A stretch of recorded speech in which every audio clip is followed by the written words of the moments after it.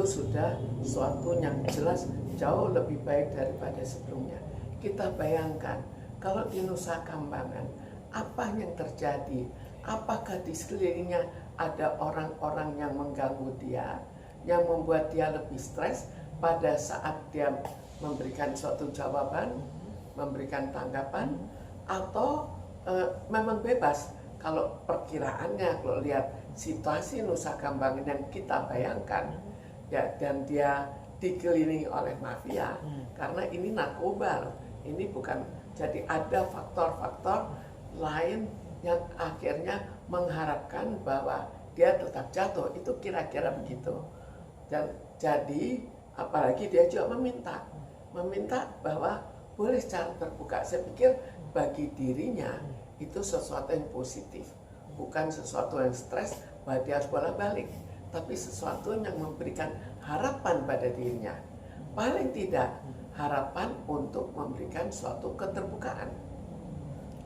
Bu, pihak keluarga itu mengatakan atau menyatakan di rutan Nusa Kambangan itu sangat ketat sekali, Bu, sampai makan atau minum saja cuma dikasih waktu ibaratnya sejam, untuk ke toilet sejam, dan sampai harus diborgol juga. Itu kan sangat menjatuhkan mental Ahmad Zoni, Bu, bisa bilang gitu, Bu.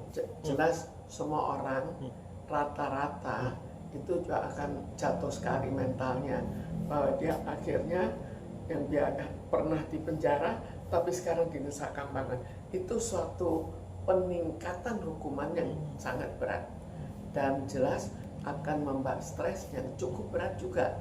Lalu di samping itu juga, apakah Ahmad Zoni ini betul-betul pengedar kelas kakap? Itu yang paling dipertanyakan. Bagaimana seseorang yang tadinya seorang yang hanya pemakai, akhirnya tiba-tiba menjadi kelas kakap. Karena kita tahu di penjara dikabarkan banyak sekali peredaran. Apakah betul dia begitu hebat bisa meningkat jadi pengedar besar? Itu yang memang sebetulnya ya kemungkinan itu sangat kecil kan. Apakah ini juga terjadi pada Ahmad Zoni, bahwa dia sebetulnya mungkin pengedar kecil, mungkin bukan pengedar, tapi dia dikambing hitamkan. Nah, Bu, kalau bicara tadi bilang di kambing hitam, kalau dia dijadikan kambing hitam, Bu, ini dia berarti benar-benar diserang atau dituduh benar-benar, Bu, padahal dia tidak melakukannya. Sekarang kita bayangkan ya, kejahatan seringkali dia tidak mau ditangkap, dia cari kambing hitam. Kebetulan misalnya Ahmad Zoni cocok untuk jadi kambing hitam, atau ada masalah kecil yang bisa membuat Ahmad Zoni dijadikan kambing hitam. Bagaimana perasaannya coba? Bu, akhirnya kan Ahmad Zoni nanti benar-benar dipindahkan nih. Seperti apa sih, Bu, mentalnya, apa yang harus dilakukan Ahmad Zoni, mentalnya dia untuk mengungkap siapa dalam sebenarnya? Dia harus berani benar-benar. Ahmad Zoni harus bertekad, betul-betul bertekad. Sudah lolos, tetap membongkar semua yang ada. Karena dengan pembongkaran, ya paling tidak itu ada suatu kepuasan tersendiri, bisa membongkar pada masyarakat apa yang sebenarnya terjadi. Itu minimal. Kalau bisa, dia membela diri. Kalau dia memang tidak salah, bela diri. Tapi dia harus tegar, karena kalau tidak tegar, nanti diserang karena yang dihadapi adalah mafia. Kemungkinan yang dihadapi adalah mafia, maka dia akan lemah mental. Karena itu mentalnya sih kuat kan.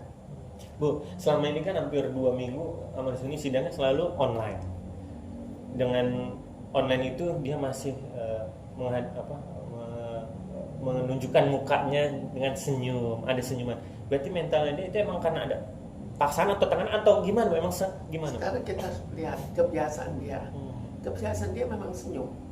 Ada orang yang kebiasaan menunjukkan mimik muka yang ganas, ada yang senyum, ada yang sedih, dan dia lebih tipe senyum. Ya mungkin itu masih terbawa di Nusa Kambangan. Tapi kayaknya masih ada tekanan nggak sih, Bu, di sana, makanya dia menunjukkan senyumnya itu di depan ibaratnya pacarnya, di depan keluarganya gitu. Sebetulnya melihat itu bagusnya kan dari keseluruhan sikap, bukan dari kebiasaan dia sebelumnya, dari sikap dia, dan dari keseluruhan apa yang dia perlihatkan, gerakan-gerakannya. Tapi ini hanya dari muka kan lebih sulit kan. Karena keluarga dekatnya meyakini Ahmad Yani itu tertekan di sana Bu di Nusa Kambangan. Secara kan orang atau tahanan yang di Nusa Kambangan pasti kan tidak bisa ngapa-ngapain Bu, pasti tertekan mental dan psikisnya. Kalau karena itu kita bedakan ya, kok orang yang biasa bajingan ganas, ya barangkali dia nggak peduli sudah. Tapi tipe Ahmad Soni kalau kita lihat kira-kira bagaimana, kira-kira tipe tertekan. Tapi dia juga bukan tipe berontak.